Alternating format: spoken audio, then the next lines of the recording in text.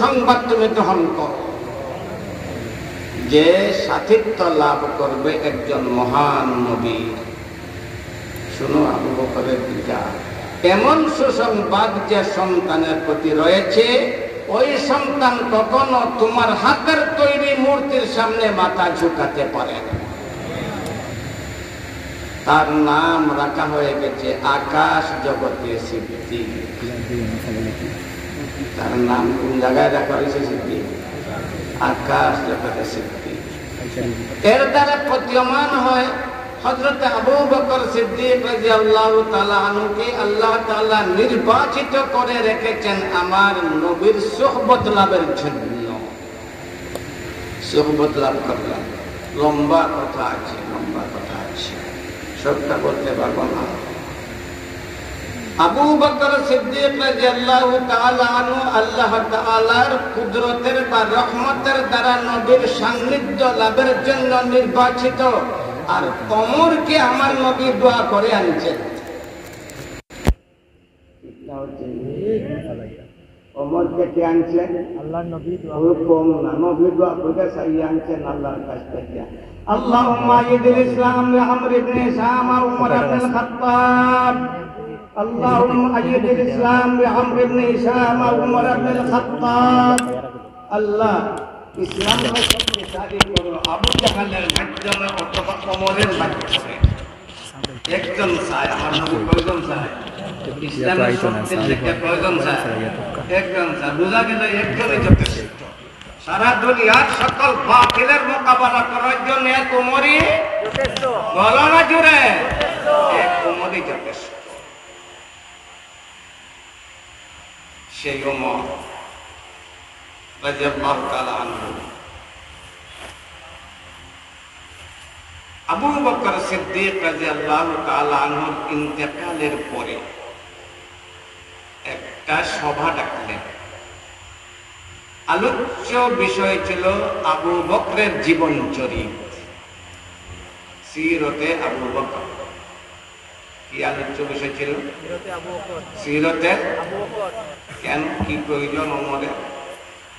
ওমর স্বয়ং আমার নবীর সান্নিধ্য লাভ করেছে, আমার নবীর জ্যোতির্মান চেহারা দেখেছে, স্বয়ং আমার নবীর অক্ষরে অক্ষরে অনুসরণ করা সৌভাগ্য লাভ করেছে। আবার আবু বকরের সিরত জানার প্রয়োজনটা কি? এরপরও মজলিস বসলো, বৈঠক বসলো, আবু বকরের জীবন চরিত নিয়ে আলোচনা চলতেছিল। সারাটা দিন বৈঠক চলল। সবাই যারা যা কিছু জানেন উপস্থাপন করলেন। বৈঠকের একবারে শেষ প্রান্তে একজন অপরিচিত লোক, গ্রামের লোক, শহরের নয়, অপরিচিত, কেউ চিনে না, সে দাঁড়াইয়া বলতে লাগলো, খলিফাতুল মুসলিমিন ওমর, আমি আবু বকর সম্বন্ধে একটা বিষয় জানি, যদি অনুমতি দাও তাহলে বলবো। সবাই লাল চোখে দেখতে লাগলো। আরে এই মদিনার বড় বড় যারা, সবাই তো আবু বকর সম্বন্ধে আলোচনা করলেন। ওই লোকটা কে? তাকে জীবনও আমরা দেখছি না, ওকে আমরা চিনি না, ও আবার আবু বকর সম্বন্ধে কি জানবে? তার আবার কথা বলার সময় রয়ে গেল। আমরা দীর্ঘক্ষণ পর্যন্ত তার আলোচনা করলাম, মানুষ হলো, শুনলাম। আমরা বসতে বসতে শুনতে শুনতে ক্লান্ত হয়ে গেছি। এখন আবার ও আরেকটা জানে, অনুমতি চায়। ওমর কিন্তু অনুমতি দিয়েই দিলেন। বলো, তুমি যা জানো তা বলো। ওই লোকটা বলতে লাগলো, ওমর, আমি জানি আবু বকর সকালবেলা তার স্ত্রীকে বলতো হালুয়া পাক, তার স্ত্রী হালুয়া পাক। বিকালবেলা আবু বকর ওই হালুয়া হাতে নিয়ে মদিনার ওই গলি দিয়ে চলত। শেষ। সবাই আগে ফাটতে লাগলো, কি বলছি, যার আরম্ভ নাই শেষ। হালুয়া পাক করতো, তার স্ত্রী হালুয়া নিয়ে আবু বকরের গলিটা চলতো। কি হয়েছে? সবাই রাগ করে বসে। ওমর কিন্তু তার মনের মধ্যে ওই কথাকে জায়গা দিলেন, স্থান দিলেন। সকালবেলা তার স্ত্রীকে বললেন হালুয়া পাক, হালুয়া পাক করা হলো। বিকালবেলা ওমরে ফারুক রাদিয়াল্লাহু তাআলা আনহু হালুয়া নিয়ে ওই গলি দিয়ে চলতে লাগলেন। যে গলি দিয়ে আবু বকর চলতেন বলে জানছিলেন, ওই গলি দিয়ে বলেন না চলতে লাগলেন। আবার নিজে নিজে বলতে লাগলেন, মনে মনে বলতে লাগলেন, আরে আমি কি পাগল, আমি কি মাথা, আমি কি লক্ষ্যভ্রষ্ট, আমি কি লক্ষ্যহীন, এ হালুয়ানি আমি যাব কোথায়, কাকে দিব, কোন দিকে যাব, কেন যাব, কিছুই জানি না, আমার জানা নাই, আমি কি পাগলের মতো চলবো? আবার সিদ্ধান্ত নিলেন, আমি যা জানি তার অনুসরণ করব, আমি যা জেনেছি তারই অনুসরণ করব। লোককে পৌঁছা আমার দায়িত্ব নয়, লোককে পৌঁছাইয়ে দিব আমার আল্লাহ। আমি তো চলতে লাগলাম, হালুয়া হাতে নিয়ে চলতে লাগলেন। চললেন, দিন শেষ হওয়ার পথে সূর্য পশ্চিম আকাশে চলে গেছে। হঠাৎ করে দেখলেন একটা গলি একবারে শূন্য, মানুষহীন, কোনো মানুষ নাই। বিরাট একটা দুর্গন্ধ আসছে গলি থেকে। ওই দুর্গন্ধের কারণে গলি দিয়ে কেউ যায় না। তার নজরে পড়ল ড্রেনের পারে একটা বিকলাঙ্গ লোক পড়া আছে, যার হাতও নাই, যার পাও নাই, পড়া আছে। ওর মুখ থেকে বিরাট দুর্গন্ধ বাহির হয়ে আসছে। মনে মনে ভাবলেন, মনে হয় আমি লক্ষ্যে পৌঁছে গেছি। এই দুর্গন্ধের পাহাড় ডিঙ্গাইয়া তিনি ওই বিকলাঙ্গের কাছে গিয়ে পৌঁছলেন। মারাত্মক দুর্গন্ধ তার মুখ থেকে বাহির হয়ে আসছিল, তার দাঁতের গোড়ালি নষ্ট, একদম পচে গেছে, মারাত্মক দুর্গন্ধ বাহির হয়ে আসছে, যে দুর্গন্ধের কারণে কেউ ওই গলি দিয়েই যায়।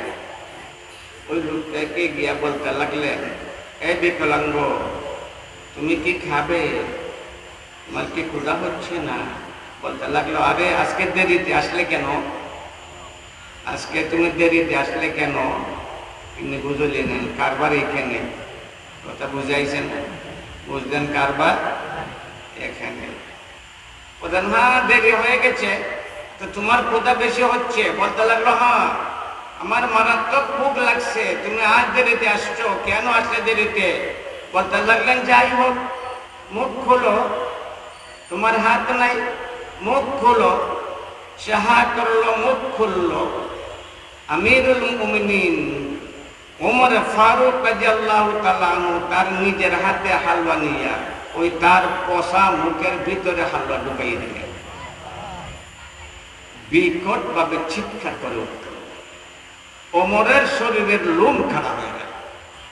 জিজ্ঞাসা করলেন, আরে তোমার মুখের দুর্গন্ধের কারণে এই গলি দিয়েই কেউ আসে না, আমি তোমার মুখে আমার হাত দ্বারা হালুয়া ঢুকাই দিলাম, তুমি এমন বিকট ভাবে চিৎকার করলে আমার শরীরের লোম খাড়া হয়ে গেছে, কি ব্যাপার?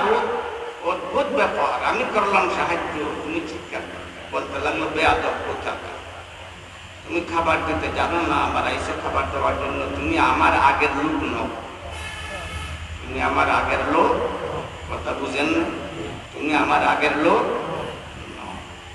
ওমর ফারুক রাদিয়াল্লাহু তাআলা জিজ্ঞাসা করলেন, আগের লোকটা কেমন ভাবে তোমার মুখে হালুয়া দিত?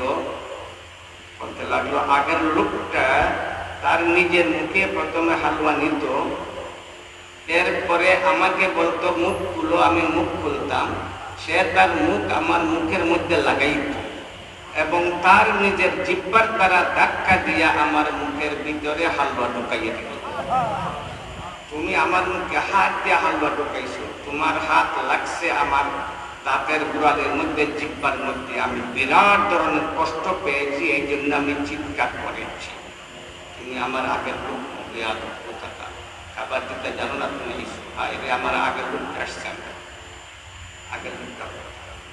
ওমর ফারুক রাদিয়াল্লাহু তাআলা কাঁদতে শুরু করলেন, বলতে লাগলেন, হে বিকলাঙ্গ, ওই আগের লোকটা আর আসবে না, এই সূর্য, এই চাঁদ ওই আগের লোককে আর দেখবে না। ওই লোকটার নাম ছিল আবু বকর সিদ্দিক। সে কাঁদতে কাঁদতে একবারে বেকুল হয়ে গেল, বলতে লাগলো, হায় রে, আবু বকর আমার মুখে খাবার দিয়া চলে গেছে, আমার সিদ্ধান্ত ছিল আবু বকর আমার কাছে আসবে, আবু বকরের হাতে আমি ইসলাম গ্রহণ করব, কিন্তু সে আবু বকর আমার মুখে খাবার দিয়ে চলে গেল, আমি মুসলমান হতে পারলাম না, আমি তোমার খাবার গ্রহণ করলাম না, তুমি আগে আমাকে মুসলমান করো। ওমরে ফারুক রাদিয়াল্লাহু তাআলা আনহুর হাতে সে ইসলাম গ্রহণ করলো। ওমর তার নিজের হাতে নিজের মুখে হালুয়া নিলেন, বিকলাঙ্গের মুখে মুখ লাগাইয়া জিহ্বার দ্বারা ধাক্কা দিয়া ওই ব্যক্তির মুখে হালুয়া ঢুকাইয়া দিলেন। কেন? ওমর আবু বকরের অনুসরণ করেছে। ওমর আবু বকরের, বলো না, ওমর আবু বকরের অনুসরণ করেছেন। ইতাম্মু বি ওয়ালিয়াতাম্মা বিকুম মান বাদাকুম, সেই অনুসরণের সিলসিলা আমার নবী থেকে চলে আসছে। যার অনুসরণ করা যায় তাকে বলা হয় ইমাম। যার অনুসরণ করা যায় তাকে কি বলা হয়? বলুন না, তাকে বলা হয় ইমাম।